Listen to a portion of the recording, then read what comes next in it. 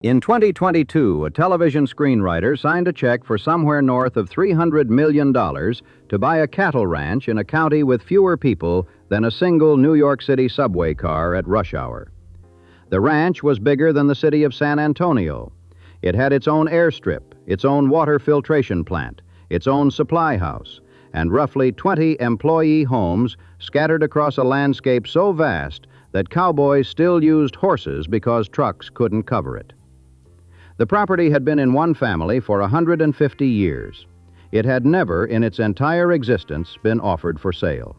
And the whole thing, all 266,000 acres of it, traced back to a single purchase, 100 head of cattle, bought by a 19-year-old kid in Denton County, Texas, in 1868. The cattle came with a brand, 4 sixes in a row, 6, 6, 6, 6. That brand outlasted every person who ever owned it. The kid's name was Samuel Burke Burnett. He was born on the first day of 1849 in Bates County, Missouri, the son of a farmer named Jeremiah Burnett and his wife Mary. In 1857, when Burke was 8 years old, jayhawker raids tore through western Missouri. Armed men on horseback, burning homesteads, scattering livestock, settling scores from the bleeding Kansas years with fire. The Burnetts loaded what they could into a covered wagon and drove south to Denton County, Texas, where Jeremiah built a house along Denton Creek and started acquiring cattle. The range was open and free in those days, with grass and water everywhere. And it was in that setting, not a schoolroom, that Burke Burnett got his education. He had almost no formal schooling. He had an enormous appetite for risk, and by the time he was 10, he was already learning to read the business of cattle the way other boys learned to read books. During the Civil War, while his father served in Wells' battalion for the Confederacy, young Burke helped run the family's ranching operation, a boy of 13 or 14, managing cattle on the North Texas prairie while most of the men were off fighting. It hardened him. By 16, he was making trail drives, pushing cattle north through Indian country and river crossings to the Kansas railheads, sleeping on the ground, eating off a chuck wagon. In 1867, at 17, he served as trail boss, driving his father's 1,200 head up the Chisholm Trail to Abilene. The following year, he became a partner with his father, and in 1868, at 19, he scraped together enough to buy 100 head of cattle from a man named Frank Crowley in Denton County. Those cattle carried the 6666 brand, 4 open sixes, a design Burnett liked because it was almost impossible to alter with a running iron. A rustler couldn't turn an open 6 into an 8 or a 0 without the doctoring being obvious. So with the cattle came the brand, and with the brand came everything that followed. There is a legend, it has been repeated in newspapers and bar rooms and television shows for over a century, that Burnett won the ranch in a poker game with a hand of 4 sixes. The Burnett family has always denied it. The truth, as usual, is less cinematic and more instructive. A young man saw a good brand on 100 head of cattle, recognized its practical value, and bought it. The myth persists because people want cattle empires to begin with luck. This one began with judgment. The timing of what Burnett did next is important because it reveals a mind already working differently from other cattlemen. In 1873, when the national financial panic hit, most ranchers panicked with it. Markets cratered, men dumped herds for whatever price the buyers in Kansas would give them. Burnett didn't. He had driven 1,100 steers north to Wichita, Kansas, and when the market collapsed, instead of selling into the crash, he held them through the winter. He grazed them on Kansas grass while other men were liquidating at a loss. The cattle gained weight. The following year, 1874, he sold those fattened steers for $10,000 in profit, a fortune for a 25-year-old in post-Civil War Texas.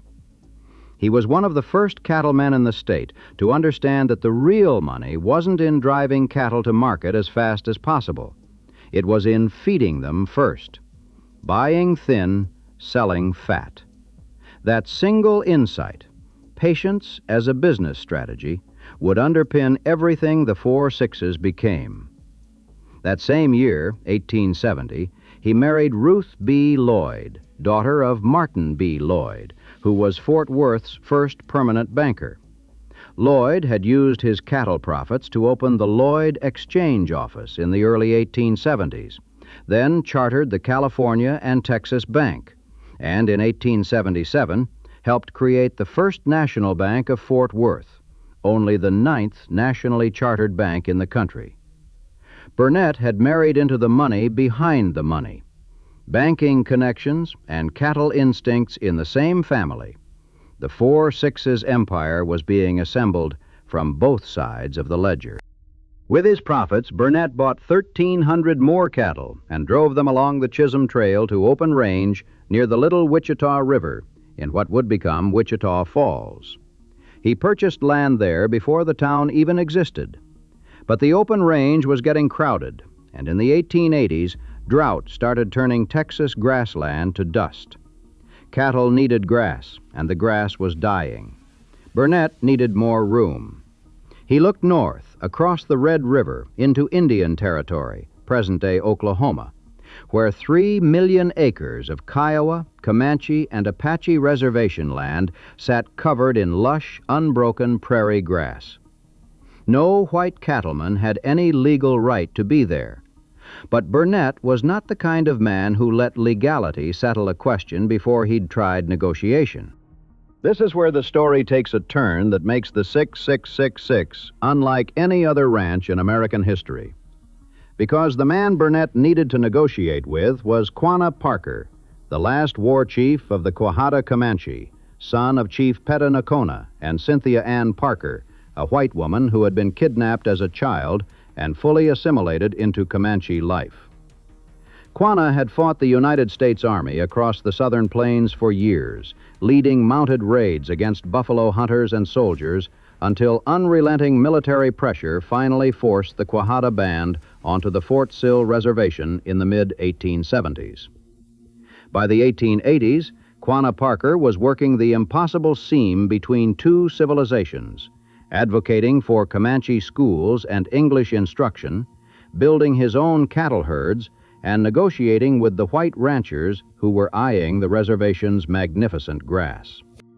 These 2 men, the Missouri farm boy turned cattle baron and the Comanche warrior turned pragmatic reservation leader, built a friendship and a business partnership that lasted decades. Through Quanah Parker's influence, Burnett leased 300,000 acres of reservation grassland for 6.5 cents per acre. He ran 10,000 head of 4 Sixes cattle on that grass until the lease ended in 1906. In return, the Comanche and Kiowa received annual grass payments, cash that Quanah Parker had fought to secure. In 1884, due largely to Parker's efforts, the tribes received their first such payment. It was, by the standards of that era, a mutually beneficial arrangement, though the power dynamics were never equal and the federal government ultimately controlled the terms. What made it unusual was the genuine personal bond. Quanah Parker used the lease income and his ranching connections to become prosperous. He had the first car and the first telephone on the reservation, and he shared generously with those in need. The Comanche gave Burnett a name in their language, Massasoit. As early as 1880, Quanah was working with the cattlemen to build his own herds. He prospered and he shared, ensuring that the hungry on the reservation were fed, taking in those in need, including white boys and drifters as well as Comanche. 5 Texas cattlemen, Burnett at the front, built Quanah a large wood frame house in 1889. Star House, they called it, a dwelling fit for the chief's stature, with porches and painted stars on the roof. Burnett bore most of the cost. The other 4 ranchers who leased the lush grasslands chipped in, but it was Burnett's project, Burnett's gesture. The friendship ran deep enough to become personal in an unexpected way.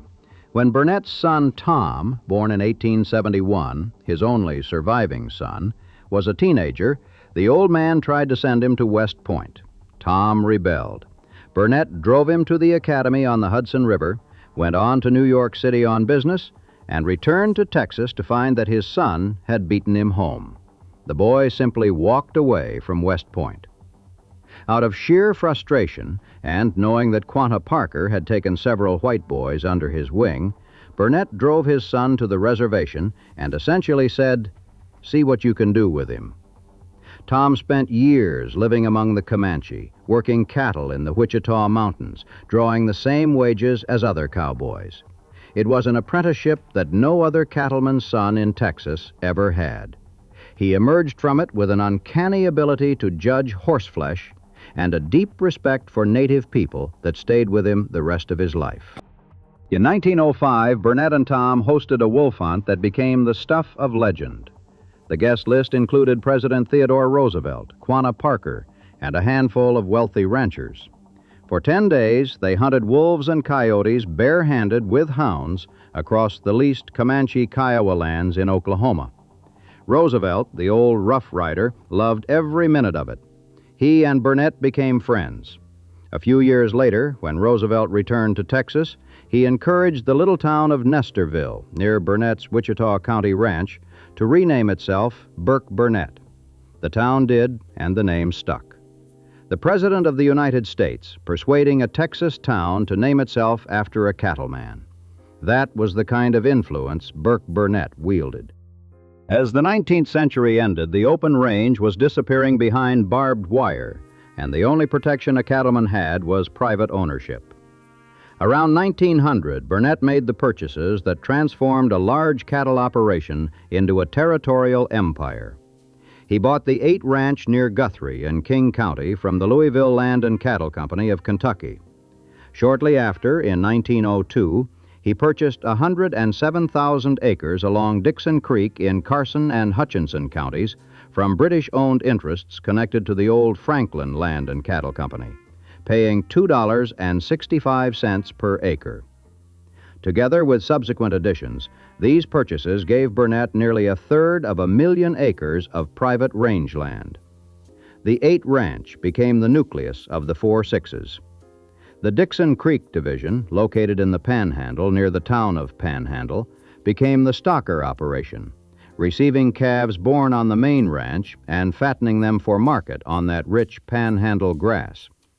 The land along Dixon Creek had abundant water, the one resource a cattleman in West Texas can never take for granted.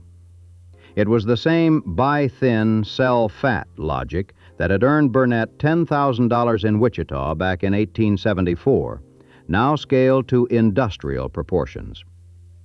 On his 4 Sixes ranges, Burnett began improving his herds by carefully culling cows and importing purebred Hereford and Durham bulls. The resulting offspring became consistent winners as feeder cattle in livestock shows nationwide. Burnett wasn't just ranching bigger, he was ranching better, breeding science applied to an operation that most men still managed by instinct and tradition. Guthrie, Texas was the headquarters. It was and remains an unincorporated town, the county seat of King County, which by the 2020 census held exactly 265 people, making it the second least populated county in Texas. Guthrie itself had about 150 residents, 1 store, 1 gas pump. The next gas station was 30 miles away. The next town of any real size was an hour and a half of driving. Guthrie was, and is, a company town in the purest sense. The 4 Sixes didn't just operate near Guthrie, it essentially was Guthrie.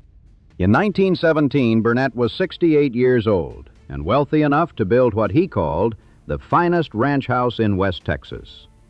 He hired Sanguinet and Stotts, the prestigious Fort Worth architectural firm, and spent $100,000, an extraordinary sum for a ranch house 100 miles from the nearest city. The stone was quarried right there on the ranch and hauled to the site. Other materials came by rail car to Paducah, then by wagon over unpaved roads to Guthrie. The original house had 11 bedrooms. It was meant as ranch headquarters, a manager's residence, and a place to entertain visitors of the sort Burnett regularly attracted. Will Rogers stayed there, presidents visited. The main room was filled with hunting trophies, exquisite art, and personal gifts from Quanah Parker and his wives, artifacts of a friendship between a cattle baron and a Comanche chief that by then had spanned 3 decades. And here is the detail that tells you everything about who Burnett really was. Despite having a private bedroom in the southeast corner of that grand house, he chose to sleep in the back room of the 4 Sixes Supply House, a simple building near the corrals where he kept his office. The biggest ranch house in West Texas, and the man who built it slept in the store. Then came oil. In July 1918, a wildcat well on S.L. Fowler's farm near Burke Burnett, the town name for Burnett, hit a massive reservoir at 1,734 feet. People had called the venture Fowler's Folly. Nobody was laughing afterward. The well came in flowing at 2,500 barrels a day. Within 3 weeks, 56 drilling rigs were at work. Within 6 months, Burke Burnett's population had swollen from about 1,000 to 8,000. By the end of 1918, wells in the field were producing 7,500 barrels per day. 20,000 people had flooded the region, and 20 trains ran daily between Burke Burnett and Wichita Falls. 19 refineries in Wichita Falls processed the crude. The town's unpaved streets were suddenly lined with stock offices, brokerage houses, and automobiles stuck in the mud. By June 1919, there were more than 850 producing wells in what newspapers nationwide called the world's wonder oil field. Derricks were jammed so close together that some stood only 20 feet apart. One account described a single derrick squeezed between 2 houses, its legs within a foot of each wall.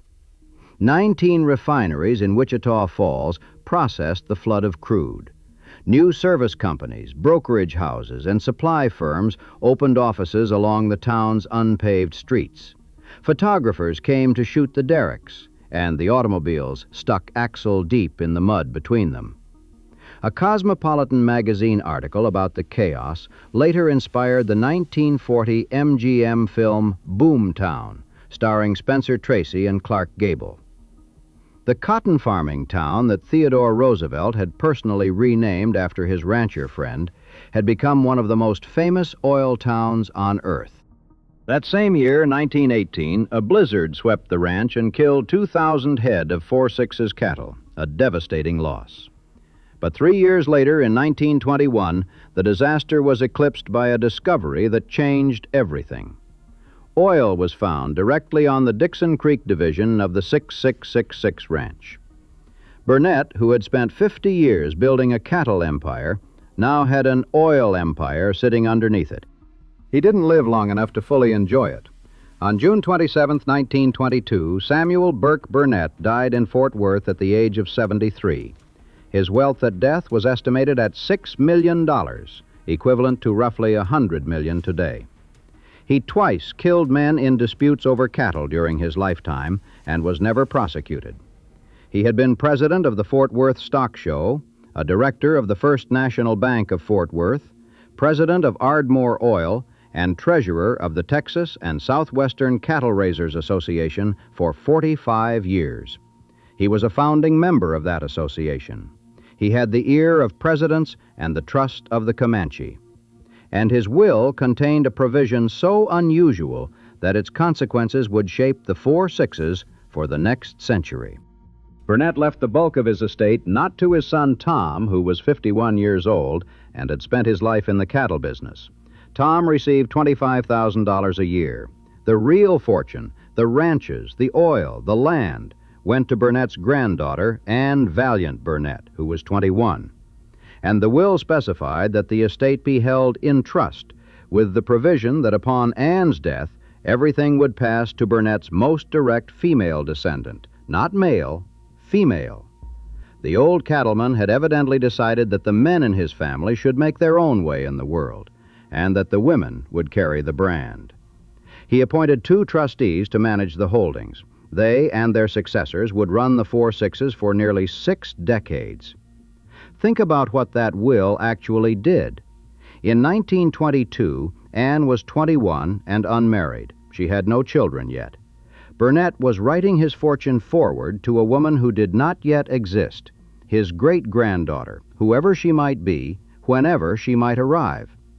He was betting that the Burnett women, specifically, would protect what the Burnett men had built.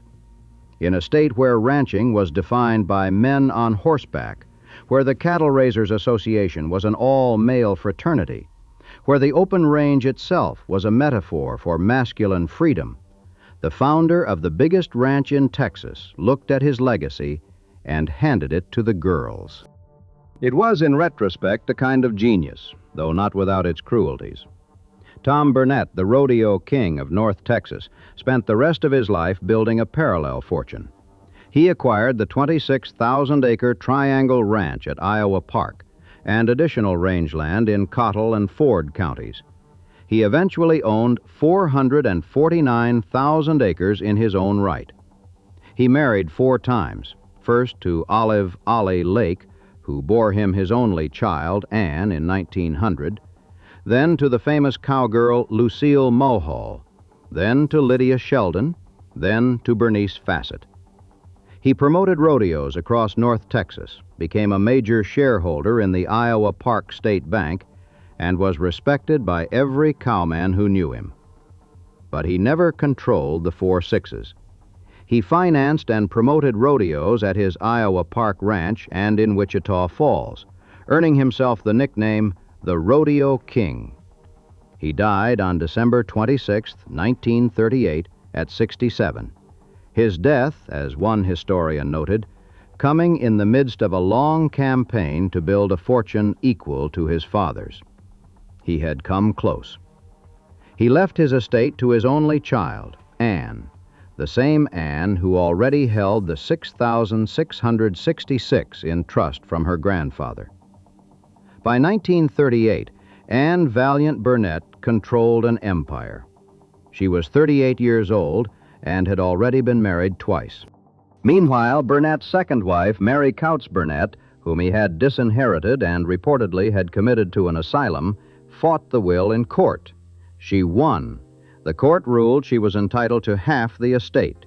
She received several $1 million and turned around and bequeathed $3 million to Texas Christian University, where it funded a new library, the Mary Couts Burnett Library, designed by W.G. Clarkson and Company, and still standing. The old cattleman's fortune was scattering outward, but the ranch held fast. Anne Valiant Burnett, known as Miss Anne or Big Anne, became one of the most formidable women in Texas ranching. She married 4 times herself, first to Guy Wagoner of the rival Wagoner ranching family, then to James Goodwin Hall, a stockbroker, then to Robert Windfohr, and finally to Charles Tandy. That last marriage brought together 2 dynasties. Tandy founded the Tandy Corporation, the Fort Worth company that grew from a leathercraft business into a retail empire encompassing Radio Shack, Pier 1 Imports, and other national brands.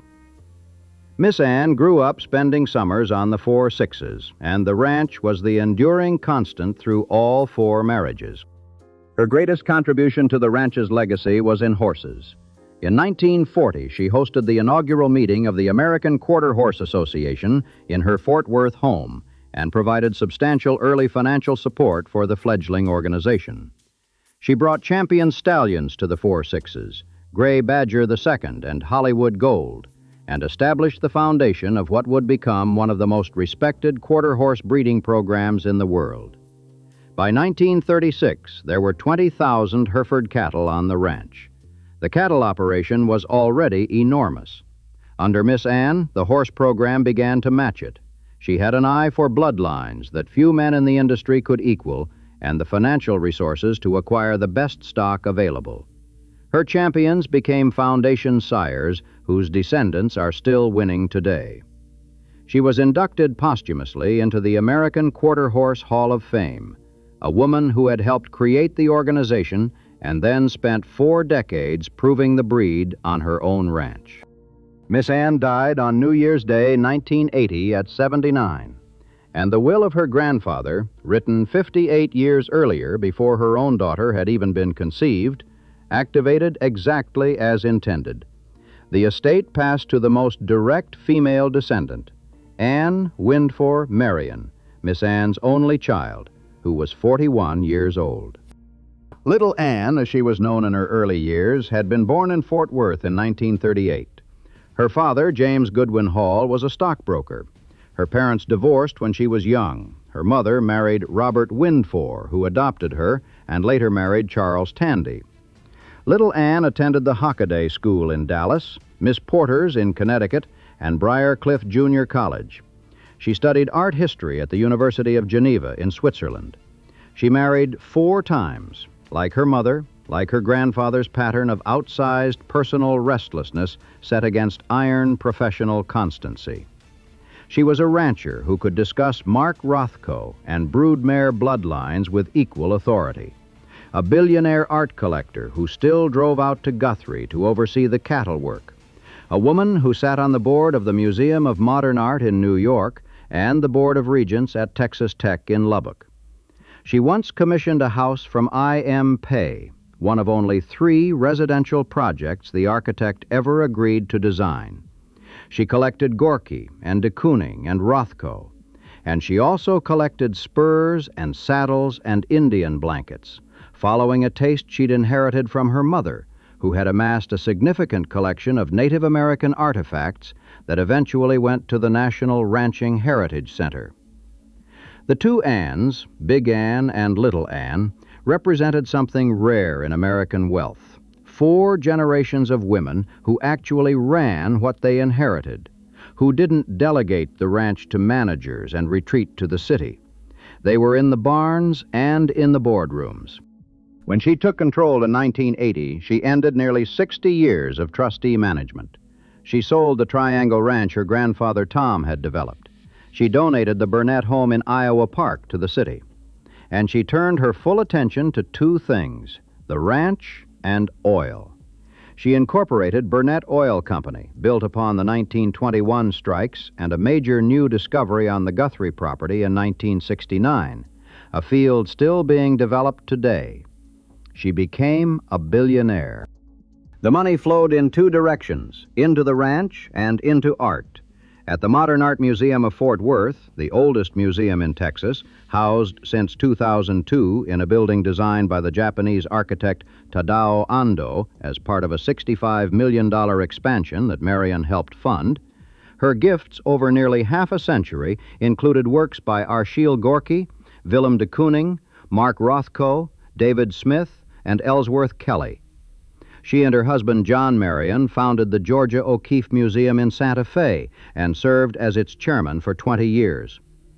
Through the Burnett Foundation, which she established in 1978, she distributed over $1 billion in grants to arts, education, medical research, and Western heritage preservation. TCU's medical school bears her name today, but the ranch was always the center. The most important thing that ever happened to me was growing up on that ranch, she said. In 1982, she hired veterinarian Glenn Blodgett and told him she wanted to modernize and intensify the horse breeding operation. By 1993, the 4 Sixes began offering stallion services to the public. The following year, the ranch stood 3 of the most valuable stallions the quarter horse industry had ever produced: Dash for Cash, Streakin' 6, and Special Effort, the only horse to ever sweep the Kansas, Rainbow, and All-American Futurities, capturing the quarter horse Triple Crown in 1981. Between them, their offspring earned approximately $80 million in purses and won nearly 200 stakes races. The road to the ranch headquarters in Guthrie is still called Dash for Cash Road. By the mid-1990s, the 6666 was simultaneously a working cattle ranch with thousands of head of Black Angus, an elite quarter horse breeding operation with more than 40 stallions, an oil-producing property, and the kind of living museum of American ranching heritage. It employed between 50 and 100 people, including roughly 20 full-time cowboys, many of them second or third generation 4 Sixes hands. The main house expanded over the decades to 13 bedrooms, 13 bathrooms, 3 powder rooms, 2 kitchens, 3 fireplaces, and a dining room totaling over 13,000 square feet, sat at the center of a compound that included bunkhouses, horse barns, the famous loft barn, a supply house, a dog kennel, equipment storage, a feed building, a round pen, about 20 employee houses, pilots' quarters, and a private airstrip 65 feet wide and 6,000 feet long, with an enclosed airplane hangar. No commercial hunting was ever allowed on the property. Marion used the ranch as a personal hunting retreat, inviting family and close friends. The ranch ran its own water filtration system, maintained its own roads, employed its own veterinary staff. It was, in effect, a small civilization, self-contained, self-sustaining, answerable to the brand and the bloodline. All of it in Guthrie, Texas. Population, 160. Anne Windfohr Marion died on February 11, 2020, in Palm Springs, California, of lung cancer. She was 81. Former President George W. Bush said she was a true Texan, a great patron of the arts, a generous member of our community, and a person of elegance and strength. She was the last of Burke Burnett's bloodline to hold the ranch. She had a daughter, Wendy Phillips Grimes, but the structure of the estate and the will's directives pointed toward a sale rather than another generational transfer. Marion had been inducted into the National Cowgirl Museum and Hall of Fame in 2005, the American Quarter Horse Hall of Fame in 2007, and the National Cowboy and Western Heritage Museum's Hall of Great Westerners in 2009, an honor she shared with her great-grandfather, her grandfather, and the ranch itself. A bronze statue of her was erected at the National Ranching Heritage Center. She had given the ranch 40 years of her life. She had taken it from the trustee era into the modern age, from Herefords to Black Angus, from a regional horse program to a national powerhouse. And then, with her death, the dynasty ended. Marion's will wished for the ranching operations to be sold.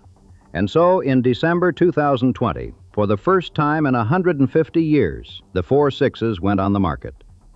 The listing, handled by Charles S. Middleton & Son, priced the 3 divisions at a combined $347 million. The Guthrie headquarters at $192 million, the Dixon Creek division at roughly $146 million, and the smaller Frisco Creek Ranch in Sherman County, which Marion had purchased as recently as 2016, at about $9 million.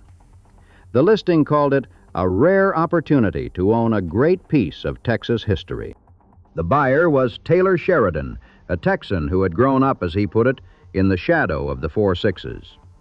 Sheridan, an alumnus of Fort Worth's R.L. Paschal High School who lived in Weatherford, had become one of the most powerful figures in American television as the co-creator of Yellowstone, the Paramount series about a Montana ranching dynasty fighting to hold its land against developers, politicians, and the modern world. The show and its spin-offs, 1883, 1923, were explicitly modeled on the 4 6s. This was the ranch I based the scope and operation on, Sheridan told The Hollywood Reporter, because it didn't exist in Montana. Most ranches there had already been carved up. They'd already lost it. When Marion died, Sheridan received a call from the estate. They offered him a chance to buy before the property went to public auction. The price was around $350 million. I told them I was about $330 million short, Sheridan said, and to give me some time.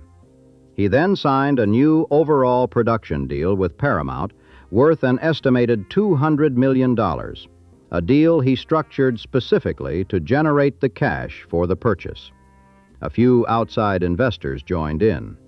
The sale closed in early 2022 at a reported figure north of $320 million. I was real rich for 45 minutes, Sheridan told The Hollywood Reporter. Then I was broke again. That was the trade. He later said flatly that he does the shows for the ranch, not the other way around. The Dutton family empire in Yellowstone, the endless fight to hold the land against developers and modernity, the generational weight of inheritance, all of it was drawn from the story of the 4 Sixes and the Burnett bloodline. Sheridan had grown up watching that story from the outside. Now he owned it. He pledged to continue all ranch operations and offer employment to every current employee. Sam Middleton, the broker who handled the sale, confirmed that the new owners planned to keep the ranch running exactly as it had been. The cattle, the horses, the cowboys, the brand. It was, by any measure, one of the most significant ranch transactions in American history. The 4 Sixes is now both a working ranch and a filming location. Season 4 of Yellowstone shot segments at the Guthrie and Dixon Creek properties. A spin-off series set at the 6666 was announced. Cowboys still work the cattle on horseback. The stallion program still stands dozens of elite quarter horses. Black Angus still graze across King County. The brand, those 4 Sixes, first burned into hide back in 1868, still marks every animal on the place. What changed is the bloodline.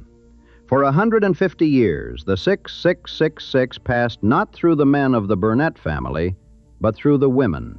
From Burke Burnett's will to his granddaughter, Miss Anne. From Miss Anne to her daughter, Little Anne. Each of them governed a domain that most Texans still think of as the ultimate expression of male frontier ambition. The old cattleman had twice killed men over cattle. He had ridden the Chisholm Trail at 17. He had hunted wolves bare-handed with the president. He had built a stone mansion in the middle of nowhere with rock pulled from his own earth. He had befriended the last Comanche war chief and raised his son among the Comanche. And when it came time to decide who would carry all of that forward, he chose the women. They held it longer than he did. Miss Anne ran it for nearly 60 years through trustees. Little Anne ran it directly for 40 more. A century of women managing what a man built in the saddle, and the ranch never declined, never shrank, never lost its reputation. It grew. The women added oil and art and philanthropy and champion horses to what had been a cattle operation. And by the end, the 4 Sixes wasn't just the most famous ranch in Texas. It was a billion-dollar enterprise. Guthrie, Texas still has about 150 people.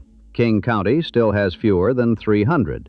The stone ranch house still stands at 1102-for-Cash Road. Its walls made from the same rock the ranch sits on, the same rock that was there when Quanah Parker rode this country, and his name meant something other than a highway marker. The supply house where Burke Burnett chose to sleep instead of his own grand bedroom is still part of the compound. 48 windmills still turn across the landscape, pumping water from the same aquifers that sustained cattle a century and a half ago. The brand is still there, too. It is still 4 Sixes in a row, still the same design that a 19-year-old bought off a man in Denton County because he liked that nobody could alter it.